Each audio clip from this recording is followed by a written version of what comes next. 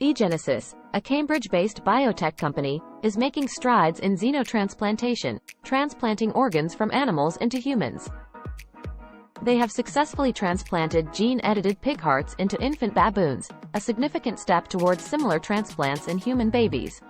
Using CRISPR, eGenesis makes 70 edits to a pig's genome to make the organs compatible with humans. They hope to transplant pig hearts into babies with serious heart defects, giving them more time to wait for a human heart. Before human trials, eGenesis is testing on 12 infant baboons. 2 surgeries have been performed, but both animals died due to surgical complications. However, the company remains hopeful, drawing parallels to past liver transplant challenges. A major risk is transmitting viruses from donor animals to humans. eGenesis uses CRISPR to deactivate retroviruses in the pig's genome, preventing replication. eGenesis performs gene edits on pig fibroblasts, inserts them into pig egg cells, and implants the embryos into adult pigs. They currently have around 400 cloned pigs for research purposes.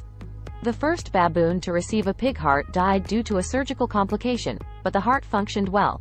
eGenesis believes future refinements can minimize risks.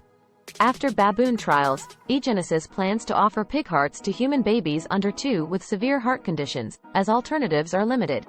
Ethical concerns arise due to risks and lack of consent from infants, but advocates argue for the potential to save lives. Despite challenges and uncertainties, the medical community is hopeful for this life-saving approach in xenotransplantation as eGenesis continues pioneering efforts. Thanks for watching. Please consider subscribing to support independent news.